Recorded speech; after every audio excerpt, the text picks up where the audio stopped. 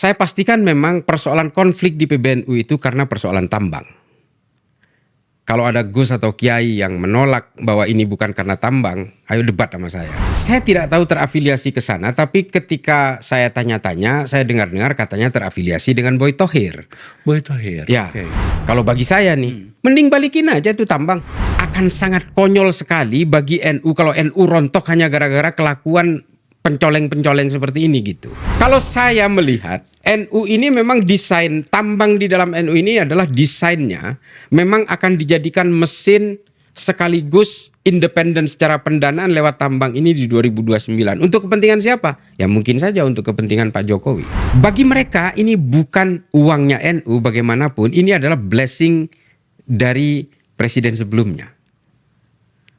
NU kan cuma sebagai alat untuk numpang lewat saja sebenarnya. Jadi ya, canggih betul cara. Canggih. Kami pernah mengangkat isu ini, menghadirkan beberapa organisasi keagamaan ketika belet ini diambil oleh Presiden Jokowi. Saya ulangi, ketika belet ini diambil oleh Presiden Jokowi. Apa yang saya maksud adalah pemberian konsesi tambang kepada organisasi keagamaan. Riuhnya minta ampun pada saat itu. Ya kami bicarakanlah waktu itu. Dan pada saat semua tempat ribut, saya masih berusaha untuk menahan diri. Karena saya pengen, seperti karakternya forum ini, informasi itu benar-benar valid dan bisa dipertanggungjawabkan. Tentu saja saya harus mencari orang yang layak untuk itu. Muter-muter saya. Indilah orang yang paham itu ternyata orang yang selama ini nggak jauh dari saya. Dan itu pun sebenarnya saya dapatnya tidak secara sengaja. Ketika saya membaca, karena saya pengguna Twitter atau X sekarang ini, saya pengguna Twitter yang aktif, loh kok sikap dari sahabat saya ini beda sendiri. Sebagai mantan wartawan dan seorang yang belajar tentang linguistik, saya tentu saja paham bahasa orang yang paham dan bahasa orang yang pura-pura paham. Seperti ini catatan di X-nya. Tidak ada konflik, hanya sudah terlanjur diijon oleh pengusaha tambang puluhan miliar, hingga mereka harus memecah belah NU dengan mengkhianati amanat muktamar. Kami paham Pak, intinya adalah fulus dan politik 2029. Iya kan Bambang? No, kan? Terus kemudian muncul segala macam. Ada satu lagi. Tidak semua waliullah itu pakai sorban. Tidak semua yang pakai sorban itu waliullah. Bisa jadi seorang bajingan yang sedang membaca jubah kesalehan. Maka kemudian saya telepon, Ikio. Orang itu adalah Islam Bahrawi. Ya. Saya berbulan-bulan loh muter-muter cari tahu itu. Dan ini pun juga saya berusaha untuk sedikit mendesak ya. Karena saya pahamlah isu ini menjadi sangat-sangat sentral, menyangkut dengan organisasi yang kurang lebih 30-40 juta warganya, selalu berada pada pendaran sosial di masyarakat, bahkan politik. Saya bisa paham Gus, kalau Anda begitu berhati-hati. Tapi pertanyaan pertamanya itu begini sebenarnya. Sampean ini NU apa bukan sih? Seperti apa, Cak? Ya, makasih Puang. Pemirsa Afuan saya Afu ya. Jadi saya tidak pernah menjadi pengurus NU. Mulai dari ranting MWCNU, PCNU sampai PWNU, apalagi PBNU, nggak pernah. Cuma saya ditakdirkan lahir di tengah keluarga NU yang sudah betul-betul berurat akar. Kakek saya itu santri dari Syekhona Khalil di Bangkalan. Syekhona Khalil ini adalah gurunya Mbah Hashim Asy'ari, pendiri NU. Jadi kalau kita NU itu kan kadang-kadang identik dengan hubbul waton minal iman. Itu sebenarnya tercantum di dalam kitab turosnya Mbah Syekhona Khalil yang kemudian diamplifikasi oleh Mbah Hashim, yang kemudian menjadi ruhnya NU sampai hari ini.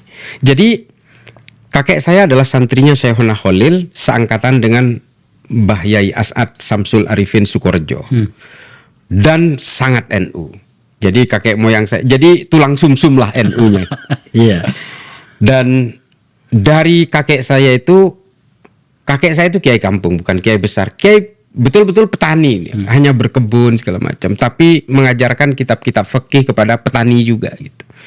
Tapi di dalam rumah kakek saya masih ingat, karena saya hidup berpuluh-puluh tahun dengan kakek saya ini. Dia punya fotonya Bung Karno, dia fotonya Pak Soeharto, dan yang paling menarik itu di atas pintunya itu selalu ada bendera merah putih di dalam pintu kamarnya itu. Saya cinta kepada negara ini karena NU. Saya cinta kepada pemimpin itu karena NU. Saya toleran juga karena NU. Karena kakek saya mengajarkan itu. Jadi saya menganggap kemudian bahwa NU ini menjadi ruh negara gitu. NU tidak pernah menjadi pemberontak di negara ini. Dan satu hal Puang, yang saya pelajari dari NU dan kemudian menjadi pola hidup saya itu adalah NU mengajarkan manusia untuk menghargai manusia. Yang kedua adalah meminta kepada umatnya, kepada Nahdliyin itu untuk egalitarian. Itu yang paling penting. Dan itu yang kemudian menjadi saya mengenal egalitarianisme, saya mengenal nasionalisme, saya mengenal toleransi dan segala macam itu karena saya NU. Kalau saya bukan Nahdliyin, saya ditakdirkan lahir bukan menjadi Nahdliyin, mungkin saya udah jadi teroris. Jadi kalau kita bicara NU, ya kita berbicara tentang peradaban manusia. Dan itu yang kemudian membuat saya cinta sekali kepada NU itu. Kenapa nggak jadi pengurus saja?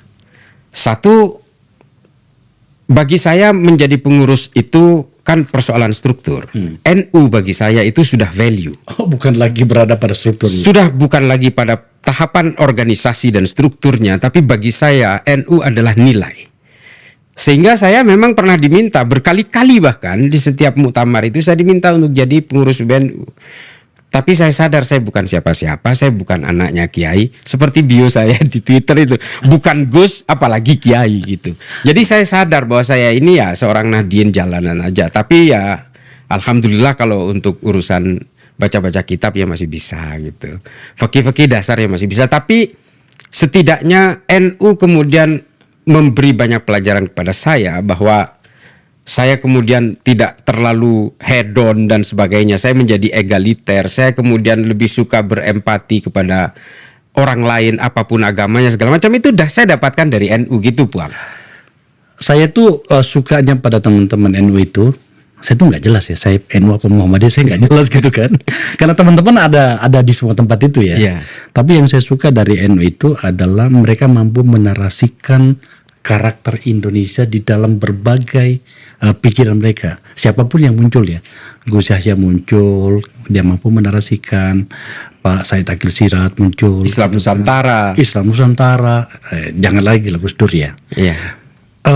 Maka kemudian ya sudah, kita sudah setidaknya saya mendapatkan pemahaman pada saat ini bahwa oh ternyata benar Gus Islah itu adalah seorang NU dan layak dan terukur jika bicara tentang NU. Ya, kira-kira kan begitu ya. Dan sampai sekarang saya masih berkeliling, Bang, ke cabang-cabang, ke MWCN. MWC itu kecamatan. Ranting di desa-desa saya masih keliling. Itu memang organisasi NU itu solid betul ya. Solid secara giroh, secara militansi, tapi tidak solid dalam persoalan keuangan. Karena memang karena NU memang bukan tempat untuk cari uang. Ya kita masuk ke situ kalau gitu. Iya. Jadi Gus, itu tadi pembukaan saya bahwa kami pernah mengangkat di sini. Ya. Saya atau forum ini menyayangkan keputusan itu. Tapi kan sudah terjadi. Siapa lawa ini? Bukan lagi pejabat, bukan lagi anggota DPR, bukan pimpinan parpol lagi gitu kan.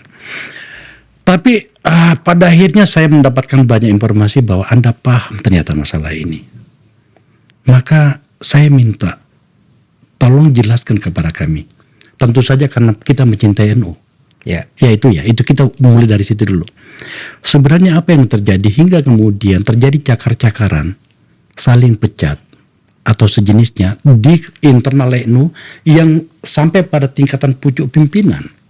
Kemarin ada yang menarik tuh, entah siapa, kiai siapa mengatakan tak ada sejarahnya pimpinan NU itu diberhentikan di tengah jalan. bermacam-macam lah. Tetapi intinya adalah menyangkut soal tambang, nah kan? Jatuhnya kan ke situ. Gus, apa yang terjadi sebenarnya? Jelaskan kepada kami. Terima kasih Puang, terima kasih pemirsa. Jadi sebenarnya ketika Puang Akbar ngontak saya itu, kenapa respon dari saya agak lambat? Karena saya harus meminta izin ke beberapa kiai untuk bercerita soal konflik ini. Kemudian yang kedua, saya tidak mau dianggap saya berpihak kepada salah satu pihak. Oke. Karena bagaimanapun saya tetap menginginkan islah tanpa bahrawi. Ya. Itu banyak yang nelpon saya dari kedua pihak, banyak sekali. Apalagi saya kemarin kan baru pulang dari Inggris, telepon itu nggak pernah berhenti gitu. Dan ya saya tahu mereka itu ingin mengajak saya ke kubunya mereka. Ya. Tapi ya bagaimanapun saya orang biasa gitu ya. Tapi begini, saya kebetulan agak sedikit paham. Kalau bisa dibilang agak sedikit, saya menganggap saya bukan agak sedikit paham, tapi saya paham sekali gitu. Ini saya udah mulai naik. Iya. Saya paham sekali gitu. Saya pastikan memang persoalan konflik di PBNU itu karena persoalan tambang. Kalau ada Gus atau Kiai yang menolak bahwa ini bukan karena tambang, ayo debat sama saya. Silakan debat, mau Kiai mau pakai sorban saya hadapi. Saya untuk Kiai-Kiai yang doyan uang yang hanya mencari cuan di dalam tubuh PBNU itu, saya udah anggap bukan Kiai lagi. Saya anggap dia penumpang gelap di NU. Dia hanya ingin membajak jubah-jubah kesalehan. Nah itu cuitan saya itu. Karena banyak hal yang kemudian saya ketahui ketika saya diminta oleh salah satu pengurus PBNU sebenarnya untuk melakukan due diligence terhadap proposal bisnis ini, proposal bisnis tambang ini dari salah satu perusahaan gitu. Saya sebenarnya tidak punya basis keilmuan tentang mempelajari due diligence terhadap proposal bisnis itu. Kita runut dulu, bahwa PBNU menerima IUPK, izin usaha penambangan khusus atas wilayah tambang bekas KPC Kaltim seluas sekitar 25.000 hektar. Oke. Ya. Kemudian itu perpresnya itu nomor 70 yang dikeluarkan oleh Jokowi tadi. Ya. Maka kemudian ketika NU menerima itu, Anda diminta oleh pengurus PBNU untuk mempelajari itu. Ya. Due diligence itu. Ya. Ini saya mencoba untuk menghubungkan pasal-pasal yang saya terima ya. Due diligence itu dari perusahaan mana? Perusahaan namanya APN, PT APN. Di sini di catatan saya PT Anugerah Perdana Nusantara. Iya. Oke. PT APN itu. Ya, dan PT yang ada di NU itu yang akan menjadi partnernya itu adalah PT Berkah Usaha Muamalah Nusantara, betul? Iya. Oke. Silakan lanjut. Saya menceritakan ini entry point ketika saya terlibat. Oke. Saya tidak ada kepentingan apapun. Cuma saya ya karena saya menganggap siapa tahu saya bisa menemukan sesuatu yang tidak menguntungkan untuk NU. Karena saya betul-betul ingin menjaga NU. Saya tidak ingin menjaga PBNU karena memang saya bukan orang PBNU, tapi saya ingin menjaga NU saja. Nah, kemudian saya pelajari dan memang banyak sekali beberapa klausul Puang yang tidak menguntungkan NU dalam perspektif saya. Tidak menguntungkan sama sekali, seperti beban-beban biaya deposit kepada Kementerian SDM yang harus ditanggung oleh NU. Kemudian sarpras juga yang harus ditanggung oleh NU. Sarana prasarana, akses jalan terhadap lokasi tambang segala macam itu harus dibangun. Bahkan sampai kerusakan alat berat sekalipun itu harus ditanggung oleh NU gitu. Padahal ini kan perusahaan pengelola yang menyediakan alat berat dan seterusnya. Ini kenapa kok bisa nggak fair seperti ini prosesnya? Ya itu bukan urusan saya sebenarnya. Cuma saya menemukan klausul-klausul itu yang justru lebih memberatkan NU. Saya nggak mau NU ini hanya menjadi platform, menjadi sapi perah. Karena bagaimanapun NU ini adalah bukan lembaga yang harus mencari keuntungan memang. Tapi saya paham NU itu tidak punya uang.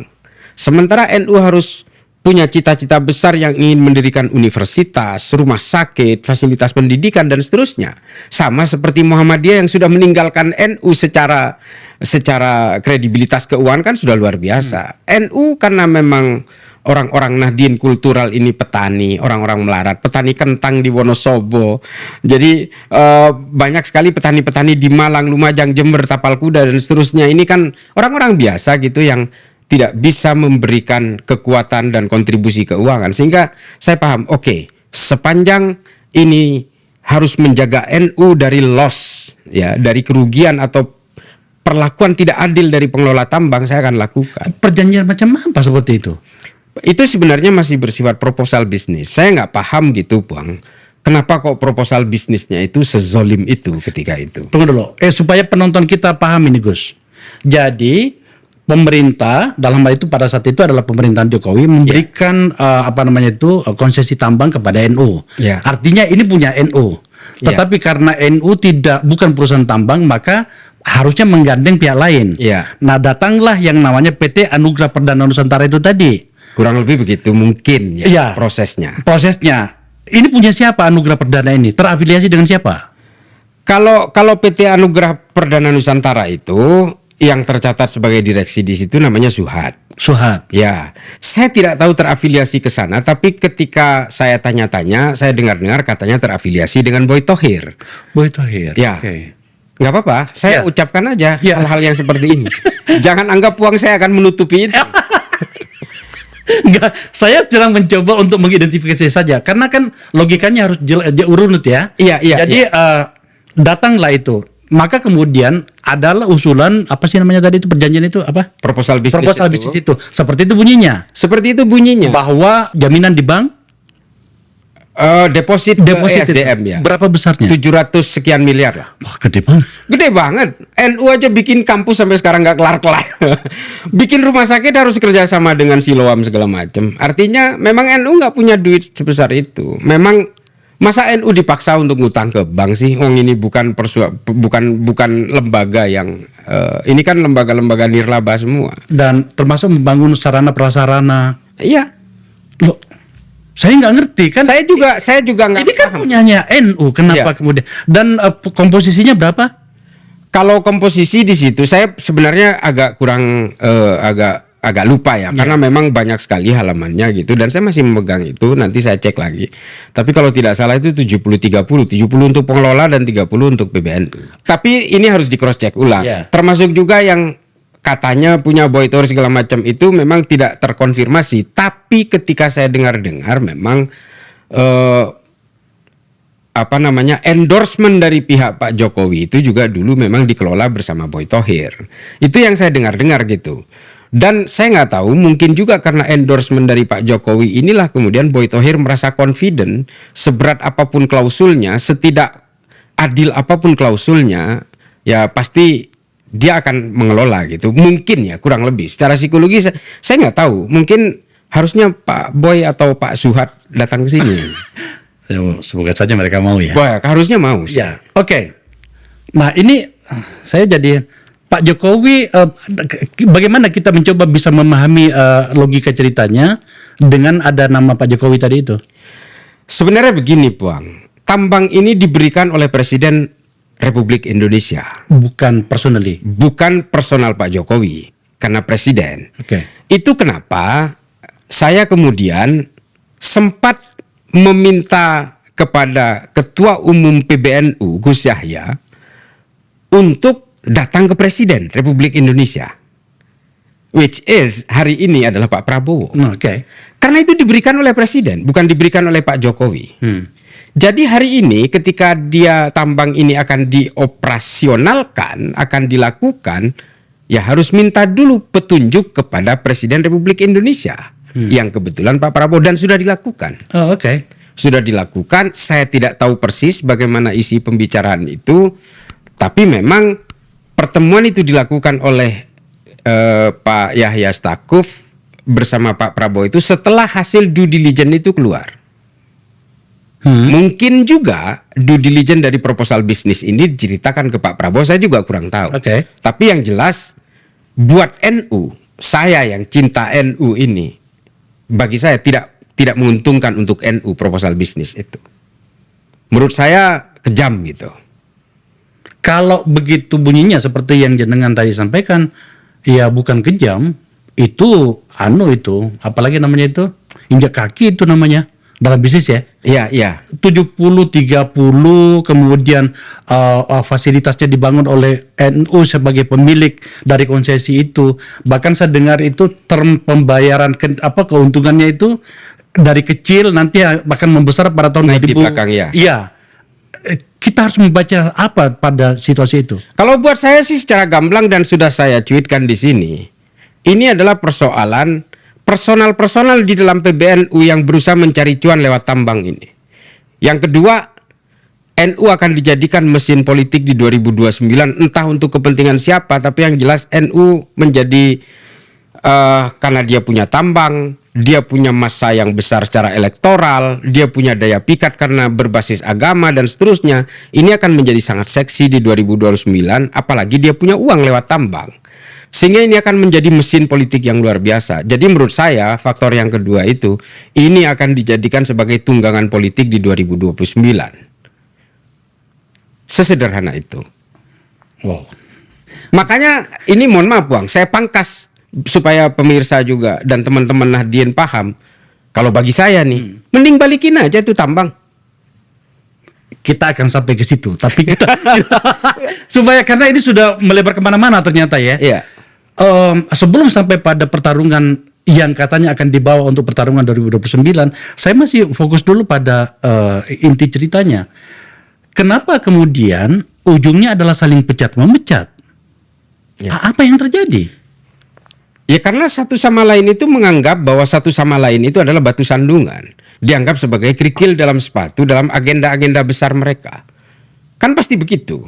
Apalagi orang-orang yang sudah di ijon ini sudah terikat dengan uang dan sebagainya, sehingga dengan segala cara, dengan militansi kekuatan penuh, dia harus menghilangkan obstacle-obstacle yang menghalangi niatannya dia.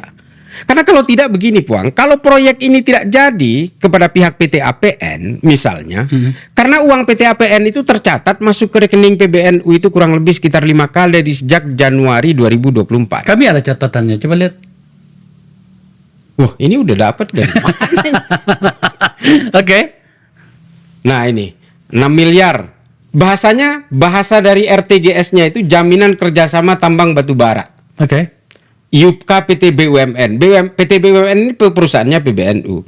Dari Sarana Karunia Perkasa Penjaring, SKPP. Ini perusahaan siapa itu? Yang dari Sama. Ini pasti perusahaan cangkangnya juga. Saya nggak tahu kemudian di divert dari SKPP ini di akhir-akhir transaksi akhirnya menjadi APN, Anugerah Perdana Nusantara. Yang 5 Februari ini kemungkinan juga dari APN. Setelah itu dari APN seterusnya. Jadi mungkin tadinya yang mau dipakai itu PT SKPP. Tapi kemudian dia berubah. Yang mentransfer uang ini jumlah totalnya kalau nggak salah memang 40 miliar ini kalau kita itu. Nah itu masuk ke rekening PBNU memang. Dan yang punya akses terhadap rekening itu pasti bendahara umum. Nah ini artinya apa? PBNU sudah terikat 40 miliar di awal dengan perusahaan-perusahaan ini. Jadi kalau memang nanti PBNU pada ujungnya ternyata tidak bekerja sama dengan perusahaan ini, yang digugat adalah orang-orang yang membuat komitmen uang puluhan miliar ini. Siapa gerangan orang-orang itu? Ya saya nggak tahu, tapi yang punya akses dengan ini kan pastinya bendahara umum. Dalam hal ini bendahara yang sebelumnya ya? Iya. Siapa? Pak Good Fund ya? Ya, Good Fund misalnya. Dan kalau kita mau melihat konfigurasi pertempuran hari ini di PBNU kan sudah kita bisa baca itu. Rois Am dengan Sekjen dengan PBNU di satu sisi. Di satu sisi sini sendirian itu kan Yahya Khalil Stakuf. Artinya ini kan sudah tergambarkan seperti ini, siapa yang ingin membuang siapa. Kan yang ingin dipecat kan sebenarnya Yahya Khalil Stakuf awalnya. Artinya ya mungkin dia yang dianggap batu sandungan, Bang. Karena mungkin mungkin nih bayangan saya, ya kan kita nggak bego-bego amat lah meskipun saya Nahdien jalanan. Gitu. Karena mungkin Bang, karena di PT BUMN ini kalau kita lihat akte notarisnya, Gus Yahya itu adalah direktur utama. Sebagai ketua umum kan? Iya, dan juga ketua koperasi. NU. Artinya betul-betul dia itu memiliki kekuatan dan otoritas penuh untuk bisa menentukan ya dengan perusahaan ini atau tidak dengan perusahaan ini. Nah, ini dianggap obstacle. Itu kenapa dipecat mungkin. Bayangan saya seperti itu. Kemudian kalau kita melihat di sini, saya jujur saya tidak mau berpihak kepada siapapun dalam hal ini. Toh buat saya juga tidak ada kepentingan apapun juga. Saya hanya ingin menjaga NU. Tapi kemudian persoalan ini menjadi lebih krusial menurut saya dengan Rois Am bergabung dengan mereka ini kan menjadi tanda tanya besar. Bergabung dengan mereka itu Dengan pihak yang memecat. dua orang yang memecat itu. Iya. Jadi, Dan yang menjadi motor terdepan proses pemecatan ini kan Rois Am. Kan Ki Miftahul Akhyar yang dimajukan ke mereka. Kenapa? Karena yang bisa menurut mungkin dari pihak yang kubu yang satu lagi yang bisa memecat kan hanya Rois Am. Kalau Bendum dan Sekjen itu kan tanfid, artinya dia berada di bawahnya ketua umum. Iya. Nah, ini yang menjadi persoalan besar adalah kemudian skornya menjadi 3-1 kekuatan ini. Ya, itulah kemudian yang membuat situasinya semakin rumit ketika di daerah-daerah itu juga mulai ikut terpecah belah. Soal tambang, ini yang membuat saya tuh menangis. Ini saya udah mau nangis nih, Puang.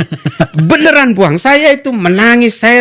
Waktu itu saya awal konflik ini saya di Scotland, saya nangis saya. Ini saya mau cerita sedikit lah soal sentimental saya ini. Saya ini sebenarnya ya bapak saya meninggal aja saya nggak nangis gitu.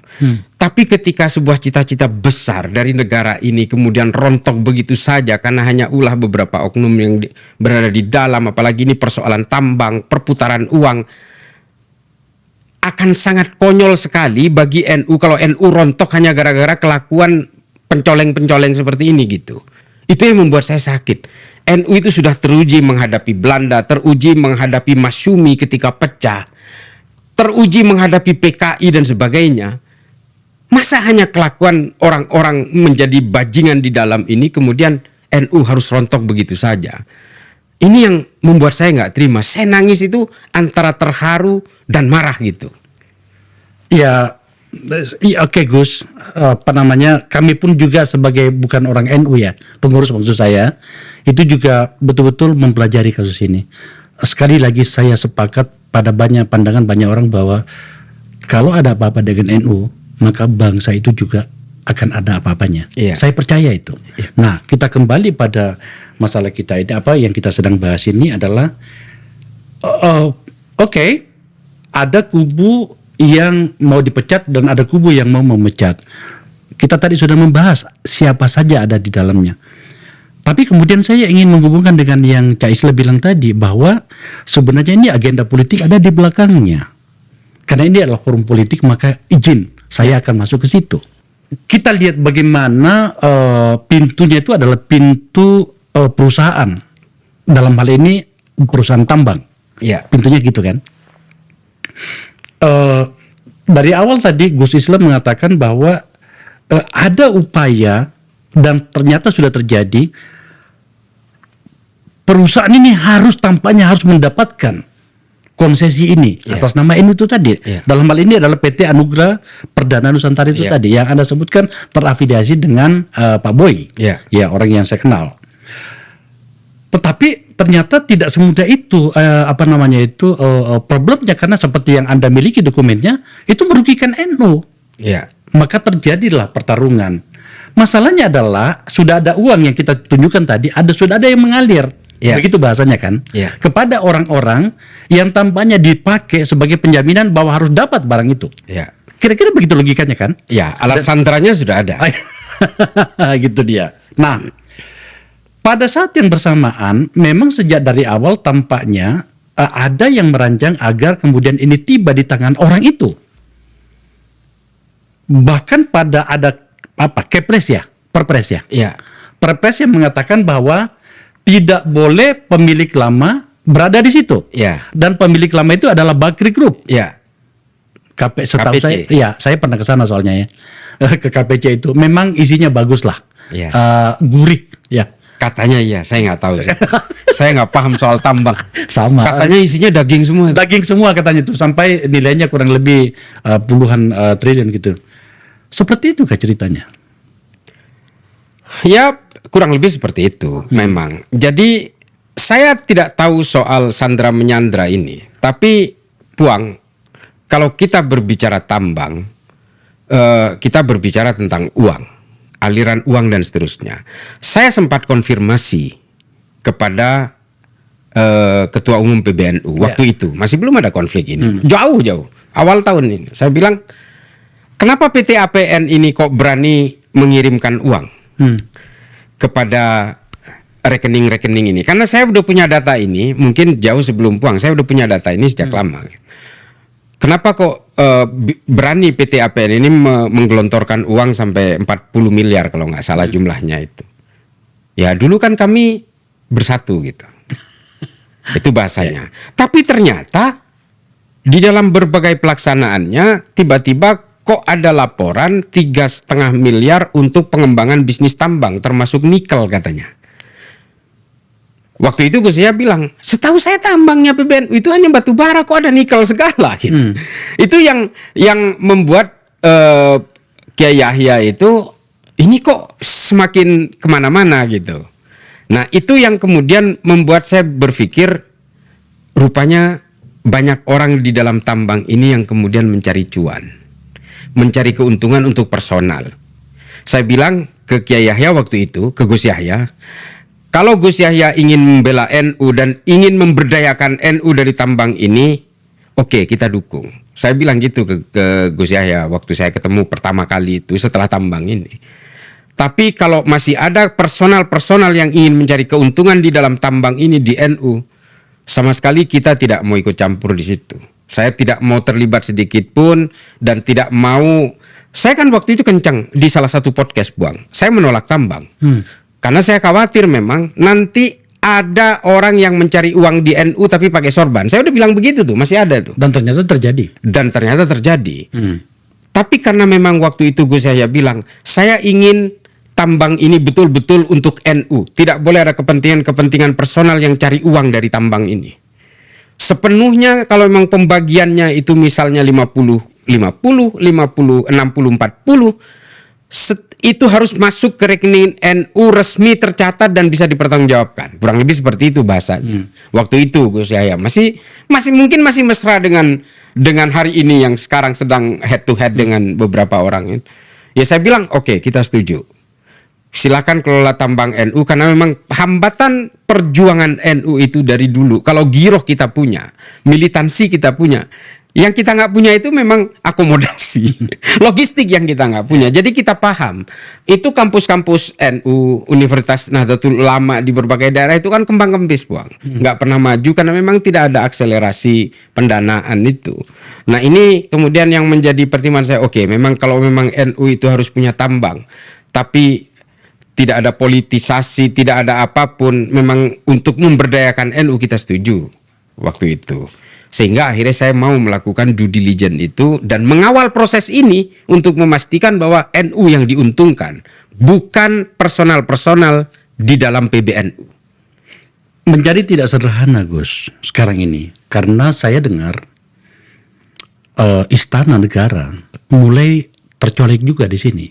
Ya. Ada pejabat tinggi negara, pejabat negara resmi selevel dengan menteri itu tiba-tiba dilibatkan atau terlibat atau entah melibatkan diri, tidak jelas bagi saya gitu ya, dan kemudian menjadi bahan cerita di level elit bahwa ini ada agenda lain nih, ada agenda politiknya. Jadi betul-betul yang semua katakan begini, isu tambang di NU ini luar biasa kemana-mana. Seperti apa ceritanya Gus?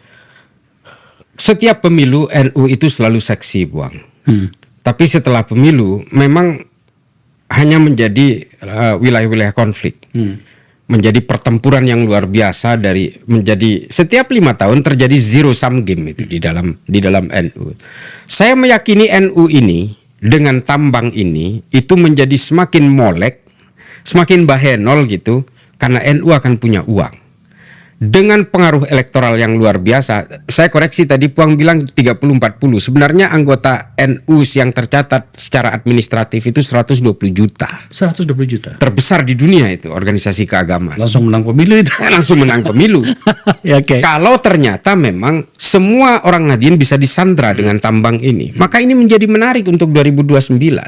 Saya punya keyakinan besar ada peran Pak Jokowi dari awal di sini yang kemudian mendrive trajektori pengelolaan ini kepada Boy Thohir misalnya. Kalau memang ini betul-betul Boy Thohir di belakang ini, di belakang PT APN ini, saya kira memang punya agenda-agenda khusus. Apalagi kalau melihat komposisi pembagian keuntungan yang tadi diceritakan oleh Puang di awal, itu kecil di awal, semakin tinggi di bawah, di ujung. Itu artinya apa? Ada semacam trajektori yang disengaja ketika 2029 NU itu banyak uangnya. Sehingga akomodasi politik dan logistik politik nantinya di 2029 NU itu sudah terpenuhi sendiri. Sudah terpenuhi sendiri, tidak perlu disuntik dari luar. Selama ini kan NU berpolitik, orang-orang NU dijadikan sebagai mesin elektoral itu kan disuntik dari luar. Tapi kalau ini tidak. Sudah disiapin sejak dari awal. Sudah disiapin sejak dari awal dan kita tahu yang menyiapkan siapa. Wow. IUPK ini kan dikeluarkan pada zaman Pak Jokowi. Artinya kalau memang desainnya seperti itu, ini kita gimana ya, mau dibilang kita berprasangka buruk atau berusaha untuk pura-pura tidak berprasangka buruk kan repot juga. Tapi kalau saya melihat NU ini memang desain tambang di dalam NU ini adalah desainnya memang akan dijadikan mesin sekaligus independen secara pendanaan lewat tambang ini di 2029. Untuk kepentingan siapa? Ya mungkin saja untuk kepentingan Pak Jokowi. Dalam hal apa? Pak Jokowi sudah tidak lagi presiden, kecuali untuk anaknya barangkali. Ya itu udah jawabannya. Begitu ya? Ya ini kita sama-sama menggunakan nalar analisis kita dalam politik. Karena satu, dibuatnya kepres pemilik lama tidak boleh ikut dalam pengelolaan tambang ini. Dasar pemikirannya apa coba? Kan nggak ada. Emang kalau pemilik lama ikut pengelolaan bekerja sama dengan NU bukannya jauh lebih bagus? Karena pemilik lama seharusnya lebih tahu dong kandungannya seperti apa, nilainya seperti apa, yang daging di mana, yang tulang di mana. Kan yang jauh lebih paham itu seharusnya KPC. Iya kan? Tapi ini diblok oleh Pak Jokowi dengan kepres bahwa pemilik lama tidak boleh ikut serta dalam pengelolaan tambang bersama NU ini. Demikian juga di Muhammadiyah dan di ormas lain. Dan pemilik lamanya adalah Bakri. Dan di sisi lain ada semacam endorsement dengan orang lain. Kan ini kan sudah semacam koridor-koridor yang sudah labirin-labirin yang sudah disiapkan. Kamu jangan ke kiri. Kalau ke kiri kamu nanti ketemu gang buntu. Kamu ke kanan. Akhirnya ujung-ujungnya adalah pilihan Pak Jokowi juga. Sesederhana itu cara berpikirnya. Apakah kita mau menyalahkan Pak Jokowi dengan konflik PBNU ini? Enggak. Bukan begitu cara berpikirnya. Yang membuat PBNU ini berkonflik hari ini adalah beberapa personal yang berusaha mencari keuntungan pribadi dengan menaiki tambang untuk PBNU ini. Ini lain lagi ceritanya. Kalau soal politik mungkin seperti itu grand design-nya. Tapi soal konflik ini bagaimanapun tidak boleh kita munafik, tidak boleh kita berbohong bahwa ada beberapa personal di dalam PBNU yang ingin mencari keuntungan pribadi lewat tambang ini. Tapi kan terbaca banget ini trajektorinya kalau kayak gini Gus, bahwa oke, Anda mencoba untuk membuat kanalisasi tadi bahwa ini hanya orang-orang di internal, tapi kan sudah kelihatan banget ya bahwa trajektorinya memang sudah disusun dengan sangat baik. Orang-orang yang paham sedikit ilmu intelijen itu bisa langsung membaca yang seperti ini. Ya, dan bahkan kalau kita lihat komposisi pembagian keuntungannya kenapa kecil di awal, saya yakin Yahya Holil Stakuf sebagai ketum PBNU itu memang sudah dirancang tidak akan terpilih lagi di muktamar berikutnya. Wow. Saya yakin itu. Ya kita semua, apalagi teman-teman yang punya daya analisis intelijen lah gitu ya. Semua kan bisa menjadi eliciting gitu. Bisa pemunculan-pemunculan. Nah nanti arahnya itu nantinya di 2029 ketua umumnya adalah orang pilihannya mereka. Dan mereka akan leluasa menggunakan NU sebagai tunggangan politik beserta uang-uangnya. Ini bukan, bagi mereka ini bukan uangnya NU, bagaimanapun ini adalah blessing dari presiden sebelumnya. NU kan cuma sebagai alat untuk numpang lewat saja sebenarnya. Itu dia. Canggih betul cara. Canggih. Nggak sempat kepikiran saya gitu. Saya juga ketika berusaha menganalisis ini selama berhari-hari, saya nggak apa-apa ya bersumpah pemirsa. Wallahi saya sambil nangis. NU ini dari dulu selalu seperti itu. Di zaman Orde Baru, zaman Gus Dur, selalu dikoyak-koyak, diuyak-uyak, selalu dicurigai sampai Gus Dur dibuat pemimpin tandingan Abu Hasan, Muktamar Jipasung, Gus Dur ditakut-takuti dengan panser tentara dan seterusnya. NU itu padahal pilar utama di negara ini. Tapi NU selalu dibegitukan dari zaman ke zaman. Dan ini bajingan-bajingan yang di dalam PBNU yang berusaha mencari keuntungan sendiri, mencari cuan untuk kepentingan perutnya sendiri, ini tidak pernah berpikir secara historik dan cita-cita para pendirinya. Itu yang membuat saya tuh marah sekali dengan cuitan-cuitan tadi itu. Pada saat yang bersamaan muncul beberapa catatan juga yang tampaknya Gus Islah harus jelaskan ke kita juga. Misal bahwa Yahya Stakuf adalah kaki tangan Zionism dengan mengundang entah siapa yang orang bule, tapi kok ternyata sudah mualaf ya, catatan yang saya dapatkan. Yang kedua adalah ada uang ratusan miliar juga dari siapa namanya, mantan bendahara PBNU juga, Maming, apa namanya, bupati di Sumatera Selatan, junior saya sebenarnya dia, dan segala macam itu. Yang benar yang mana, Gus? Ini saya nanti disangkain jubirnya Pak Yahya lagi. Aduh, saya terus terang enggak. Kalau persoalan yang Maming itu saya nggak tahu sebenarnya. Ya kan saya ini Nadine pinggiran ini, Puan. Siapa sih saya? Saya ini mungkin pemirsa ini tokoh-tokoh elit-elit NU ini kan mungkin nggak ada yang kenal dengan saya. Saya biasa aja gitu, orang biasa. Tapi begini, kalau soal Charles Holland Taylor yang menjadi tenaga ahli itu, yang memang orang bule ya? Orang bule, mualaf, namanya Muhammad Khalil. Nah dia ini bukan Gus Yahya yang bawa sebenarnya, Gus Dur yang bawa. Dan ternyata dia berteman dengan semua orang di NU ya? Termasuk dengan Buya Syafi'i Ma'arif, dengan Gus Mus. Artinya orang ini yang membuat engagement antara NU dengan lembaga-lembaga internasional. Termasuk juga mencarikan dana untuk NU. Pada zaman dulu NU ini kan tidak pernah mau meminta bantuan ke pemerintah. Kalau muktamar itu justru orang-orang kampung yang mengharapkan barokah, bawa beras, bawa ini kan orang-orang kampung, nadiin petani-petani itu. Karena memang pemerintah menganak bawangkan NU pada masa itu. Jadi untuk menutupi shortage dari anggaran-anggaran NU itu banyak sekali mendapatkan sumbangan dari filantropi luar negeri. Nah, jalurnya itu adalah Charles Holland Taylor ini dari zaman Gus Dur. Dan bahkan Buya Syafi'i Ma'arif juga dari Muhammadiyah juga dekat dengan Charles Holland Taylor. Artinya ini bukan barang baru, tapi Puang, tuduhan Zionis ini kan bukan barang baru. Ini sama seperti Soeharto yang ingin memberangus musuhnya dengan tuduhan komunis. Sama. Dulu kita ingat nggak Presiden Sudarmono oleh Soeharto dibuat isu bahwa dia keturunan anak komunis dari Cerme, dari Gresik. Karena dia berkonflik dengan Pak Sudarmono, wakilnya sendiri. Artinya kalau hari ini dilakukan oleh orang-orang NU, ya ini bukan barang baru lagi. Hari ini dagangan yang paling laris untuk memberikan stigma buruk kepada orang lain kan Zionisme. Karena Israel lagi nggak populer kan hari ini. Saya kira kalau persoalan itu bukan saya mengatasnamakan Gus Yahya. Saya bukan membela juga Gus Yahya. Karena memang secara faktual Charles Holland Taylor ini dari sejak zaman Gus Dur memang sudah riwariwi di kantor PBNU. Saya tahu persis itu. Dan saya kira Saifullah Yusuf juga tahu. Karena Saifullah Yusuf itu teman kuliah saya di UNAS.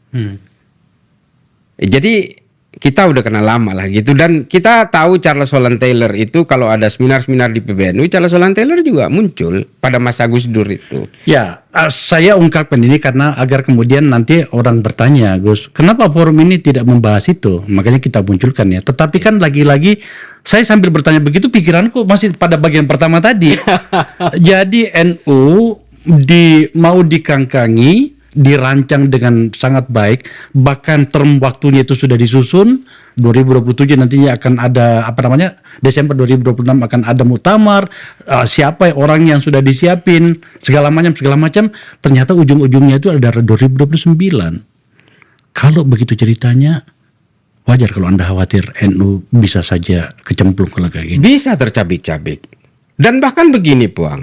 Kenapa timelinenya itu seolah-olah betul-betul didesak oleh Rois Am ini untuk segera mempercepat pemilihan ketua baru dan menunjuk PLT-nya itu Pak Zulfa itu. Karena ini terkoneksi dengan timeline pengelolaan tambang juga. Tambang ini harus selesai bulan Desember ini, tahun ini. Tinggal berapa hari? Tinggal 15. Dan itu sudah benar, sudah terjadi. Ya belum terjadi kontrak, masih konflik seperti ini, otomatis timeline itu pasti akan tidak bisa dipenuhi. Tunggu dulu. Berarti ini belum ada kontrak, belum ditandatangani. Belum sama sekali. Loh, saya dengar dari salah seorang tokoh di NU bahwa itu sudah ditandatangani. Sepengetahuan saya nih, dari yang saya pelajari dari berbagai bahan itu, memang dulu Ketua Umum PBNU Gus Yahya itu menandatangani mau bekerja sama dengan PT APN. Ini sudah sempat menandatangani itu sebelum uang-uang masuk ini, memang sudah ada tanda tangan itu. Tapi kan kemudian ada proposal bisnis yang seperti itu, yang tidak fair itu. Kenapa tanda tangan kalau ternyata belum sepakat dengan proposal bisnis? Kan bukan penandatanganan kerjasama mungkin. Mungkin. Semacam mungkin MOU kali. Ya semacam pre-commitment gitu. Iya, pre-commitment. Jadi mungkin begitu prosesnya. Tapi kemudian berubah jalan di belakangan ini karena bisa jadi Yahya Khalil Stakuf mencium ada gelagat yang tidak nyaman dan seterusnya. Atau mungkin juga karena klausul-klausul yang memberatkan PBNU itu. Mungkin juga. Sekarang bagaimana nasib dari konsesi tambang itu sendiri di tangan NU? Sepengetahuan saya belum ada satupun kontraktor pengelola tambang yang sudah membuat MOU dengan PT BUMN. Saya dengar ada pihak yang bersedia untuk membalikkan keadaan. Jadi bukan lagi 70 30 70 PT Anugerah Perdana Nusantara, 30 NU, ini dibalik. 70-nya NU dan segala macam itu dibangun oleh perusahaan itu sendiri. Kenapa nggak memilih itu? Saya nggak tahu namanya apa ya, tapi saya dengar ada gitu. Ya, saya juga mendengar itu sih. Tapi saya yakin mungkin karena keburu konflik di dalam PBNU yang sedemikian meruncing itu, sehingga prosesnya mungkin tidak bisa terjadi. Oke. Itu saya meyakini itu. Penundaan itu terjadi karena konflik ini sudah terlanjur meledak itu. Kurang lebih seperti itu. Dan ditambah lagi dengan timeline yang semakin mepet, di mana Desember ini sudah harus terjadi komitmen antara PBNU dengan pengelola. Ini kan betul-betul waktu yang tidak bisa dimundurkan lagi. Artinya nanti kalau memang tidak bisa dipenuhi bulan ini, semuanya kan restarting from zero. Iya. Jadi otomatis ini kan menjadi menjadi rush in hour gitu. Jadi harus bertarung dengan waktu. Yang saya bayangkan sekarang begini, Gus Isla ya. Sambil mendengarkan berbagai informasi tadi ini, saya membayangkan ada jalan keluarnya, ada pintu. Iya. Nanti kita ketemu di pintu yang terakhir tadi Gus Isla katakan. Tapi gini, bagaimana mau mencari pintu jika kemudian ada pihak yang telah terpenjar, tanda petik,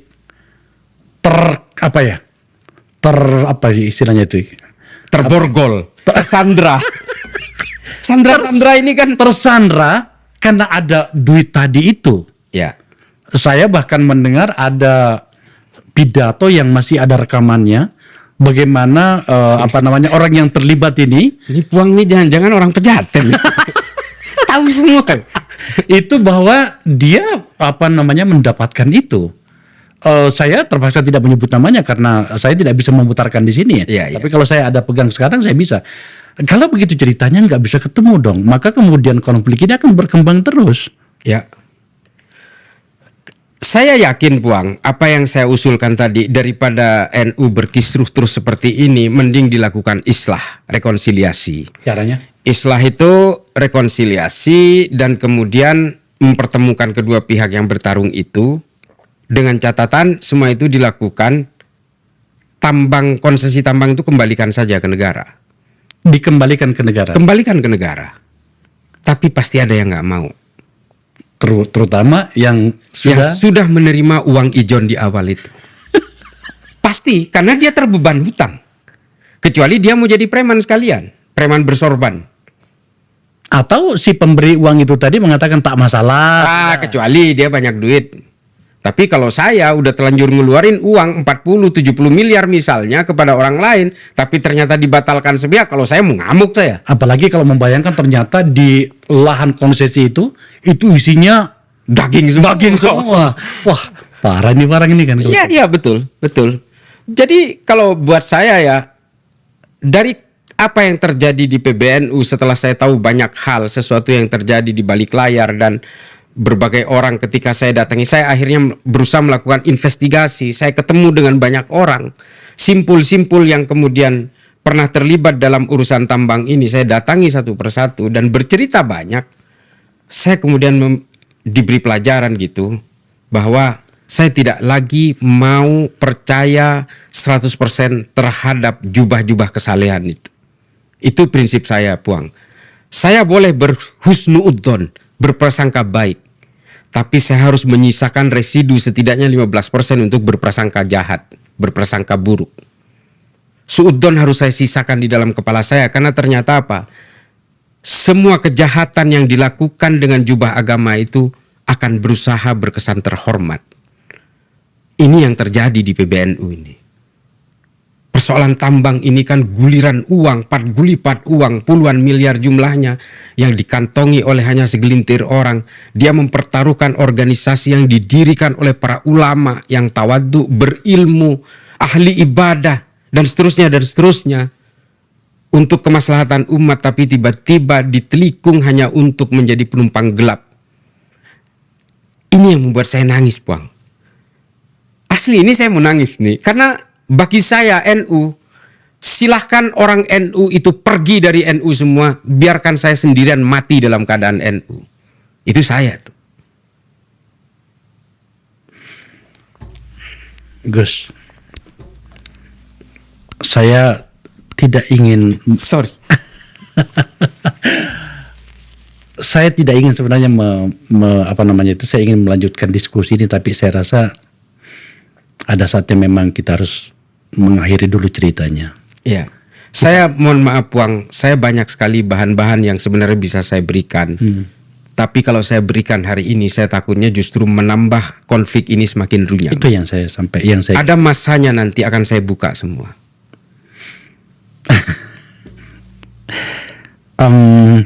Kita doain ya Gus ya, teman-teman di NU bisa melewati tahapan ini ya. Amin. Meskipun sejujurnya dengan berbagai situasi itu tadi saya belum bisa ketemu ya, karena levelnya sudah jauh nih, pecat-memecat nih. Ya. Dan ada duit, uangnya jumlahnya tidak sedikit, orangnya jelas yang menerima, yang memberikan jelas, jejak digitalnya ada. Gus, makasih banyak ya. Makasih.